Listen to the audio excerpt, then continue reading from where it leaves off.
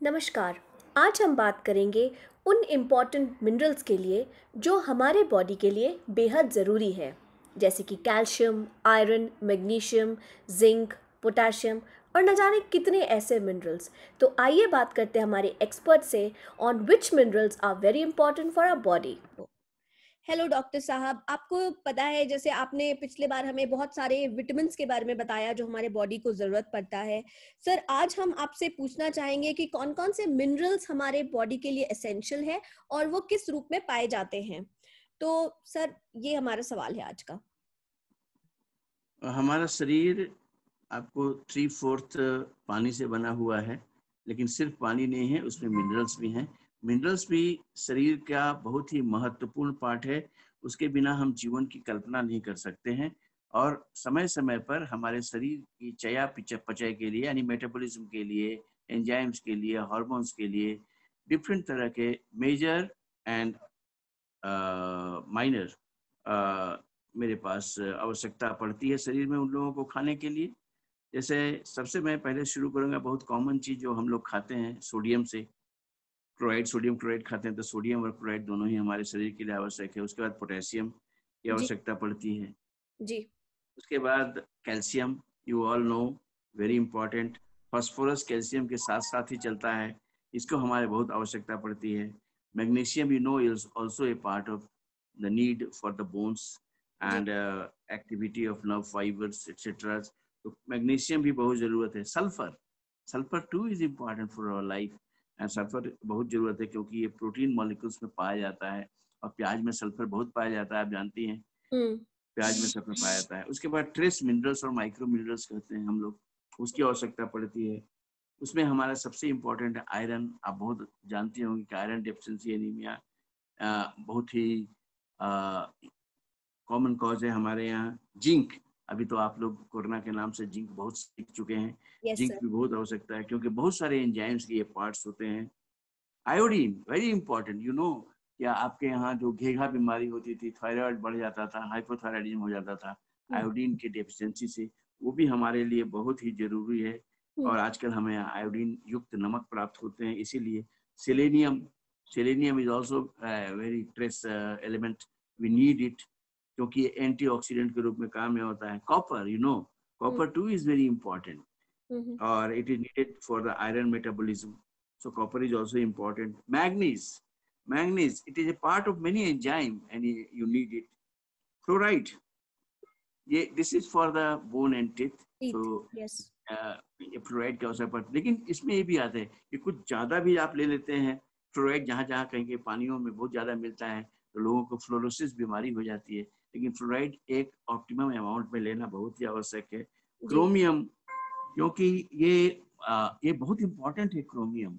ये जरूरत पड़ता है इंसुलिन के रेगुलेशन में और ब्लड शुगर के रेगुलेशन में भी एक क्रोमियम का बहुत काम आता है।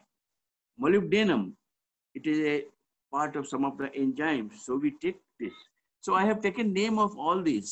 यस सर, और आप फिर इसके बाद पूछेंगे कि यस, कहाँ कब कैसे मिलेगा, तो यस मैं सर, बहुत छोटा सा एग्जांपल आपको दे देना चाहता हूँ कि कैसे मिलेगा ये सब। आयरन तो आप जानती हैं, यस सर। आयरन के लिए आपको हरी सब्जियां खाना है, स्पाइनेच खाना है, आपको फ्रूट्स खाना है, आपको मीट जो है, रेड मीट में आयरन काफी मिलता है, लेकिन red meat is also harmful. कौन सा फ्रूट में सबसे ज्यादा आयरन होता है? आयरन तो हमारे यहाँ सबसे पहले गरीबों के यहाँ जो थाली बनाते हैं, जिस उटेंसिल्स में कुक करते हैं वो आयरन उटेंसिल्स हो, तो हम्म, आयरन आप डायरेक्टली खाना में मिल सकता है आपको। फ्रूट कौन सा होता है जिसमें आयरन सबसे ज्यादा होता है? आपका आयरन में सबसे ज्यादा आपको इसमें है, केला में भी आयरन है, अच्छा, आप अच्छा। प्राप्त कर सकते हैं केला। और आयरन के साथ सबसे जरूरी है कि विटामिन सी यदि साथ में ले, जी। मतलब तो उसके साथ आयरन का एब्जॉर्प्शन बहुत बढ़ जाता है और ये डबल आपको बेनिफिट मिलता है। तो आयरन लेने तो के लिए अगर आपको हम आवश्यकता है कि आप मौसमी की जूस के साथ अंडे खाएं, अच्छा, तो दोनों चीज मिलेंगे आपको, iron and vitamin C, and you will have no deficiency of iron. जी, तो ये बहुत जरूरी चीज है। खाने में अपना सीरियल्स में आपको आयरन मिलते हैं, ब्राउन राइस में आयरन मिलते हैं, तो हम्म, आयरन पर आपको ध्यान देना पड़ेगा। सोडियम क्लोराइड आप बहुत जानते हैं, नमक आप खाती हैं उसमें आपको सोडियम क्लोराइड पोटेशियम सारे फलों में प्राप्त होता है, as you know, all the fruits, even potato, hmm. Potato is very rich in potassium. आलू आप खाते हैं, आलू में पोटेशियम आपको काफी मिल जाता है, सर मेरा एक मोर देन द सवाल रिक्वायर्ड। है, सोडियम और पोटेशियम की कमी से हमें क्या होता है? सोडियम कमी तो ओल्ड एज में बहुत देखा जाता है। सोडियम कमी से क्या होता है कि जो मेंटल फंक्शन, न्यूरोलॉजिकल फंक्शन बहुत डिटोरेट कर जाता है, आदमी का मेमोरी कम हो जाता है, आदमी सुस्त हो जाता है, बेहोश भी हो सकता है। ओल्ड एज में it is a very very important clinical presentation we see because the people do not take sodium. जी। दूसरी बात, अब फिर इसके साथ साथ आप पोटेशियम की भी सवाल सुन लीजिए हम्म। जवाब। हम्म। Potassium is also important for the beating of the heart, regular beating of the heart, अच्छा। और न्यूरोमस्कुलर ट्रांसमिशन। क्योंकि हाइपोकैलिमिया में हम लोगों ने देखा है जिसकी पोटेशियम बहुत कम हो गई है, वो उसके लकवा टाइप का उसका फीचर चला आता है, अच्छा। पैरालिसिस टाइप की फीचर चले आते हैं और एकदम सुन्न पड़ जाता है। उस पेशेंट्स को अगर आप डायग्नोज कर लिए बहुत जल्दी, पोटेशियम में आपने एस्टिमेट कर लिया, तो तुरंत आप पोटेशियम अगर रिप्लेनिश किए तो पेशेंट तुरंत खड़ा होकर चलने लगता है। This oh. Is very important and very important for the clinical persons to diagnose these cases. जी सर। उसके बाद छोटी छोटी बातों का जो हमने याद किया, ट्रेस एलिमेंट्स के बारे में, आयरन के बारे में बता दिया, कैल्शियम आप कल हम लोग खुद बात कर चुके हैं बहुत, दूध में, दूध से बने प्रोडक्ट में, चीज में, और उसके साथ एब्जॉर्प्शन के लिए vitamin D3 is very important which is from your skin, तो यस सर। कैल्शियम विटामिन आपको मिल जाते हैं। विटामिन D3 सप्लीमेंट भी ले सकते हैं, दूध में भी मिल सकता है, और फोर्टिफाइड ड्रिंक्स जो बाजार में मिलते हैं आपको, वो vitamin A, D, E, K से फोर्टिफाइड रहते हैं, उससे भी आपको प्राप्त हो सकता है। तो फास्फोरस भी उसी पदार्थों में मिलते हैं, दूध में मिलते हैं और मिल्क प्रोडक्ट से मिलते हैं, जिसको आपको साथ साथ देना पड़ता है, बिकॉज कैल्शियम फास्फोरस की बैलेंस बहुत जरूरी है और healthy bone. Yes sir. Then we come to some trace elements like molybdenum, like manganese, magnesium.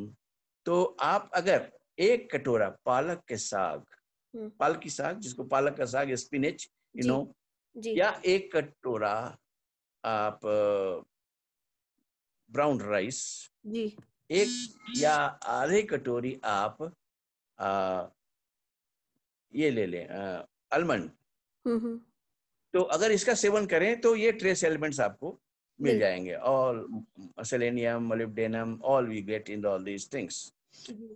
You don't need to take supplements, and these are very important to know. These things you have to take from outside. The body does not produce them within itself, so जी। you should be careful that green is leafy vegetables, then legumes, then beans, spinach, almond, other dry fruits, other fresh fruits, seasonal fruits are very important to replenish the demand of these micronutrients, इसे हम कहते हैं micronutrients. इसीलिए खाना में balance diet का होना जरूरी है।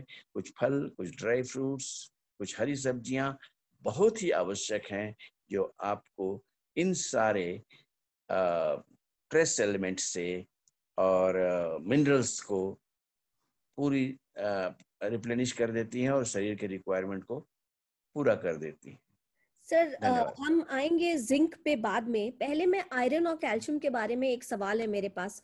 कहा जाता है कि जी, आयरन और कैल्शियम को साथ में नहीं लेना चाहिए बिकॉज एक दूसरे को का अब्जॉर्प्शन को वो लोग प्रोहिबिट करता है। सर इसके बारे में आप। बिल्कुल आपने सही कहा, बिल्कुल सही कहा। जैसे हमारे यहाँ पहले का प्रचलन था, आप जानती थी, लोग उपवास करते थे तो केला और दूध साथ खाते थे, है ना? जी। खाते थे ना? जी। लेकिन वो ठीक नहीं है। This combination is not good. One is giving iron, other is calcium, and they interfere with absorption. हम्म।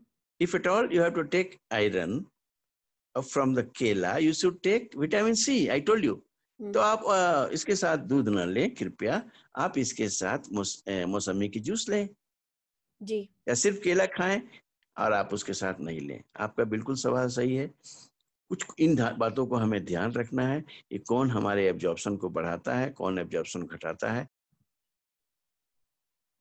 हाँ, जिंक एक वेरी इंपॉर्टेंट ट्रेस एलिमेंट में है, क्योंकि आप सबसे पहले हम लोगों ने जिंक के बारे में पढ़ा कि ये हार्मोन्स का हमारे शरीर में है या एंजाइम्स का इम्पोर्टेंट पोर्शन है।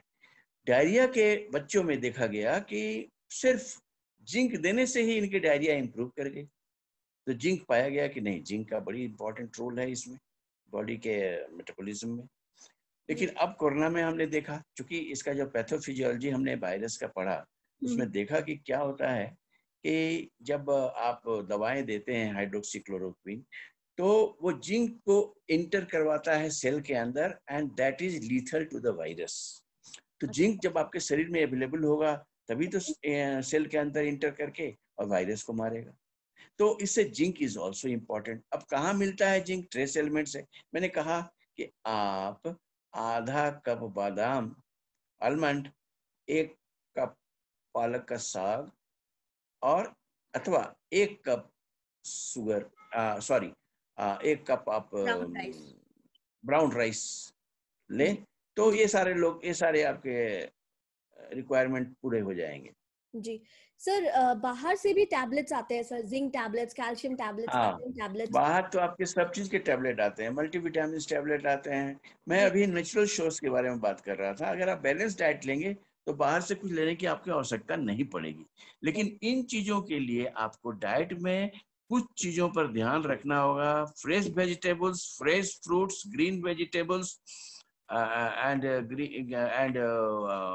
गुड फ्रूट आपको लेना पड़ेगा, सो दैट कि आप इन ट्रेस एलिमेंट से महरूम ना हो जाएं और आपको कोई खास इसके चलते दिक्कत हो जाए।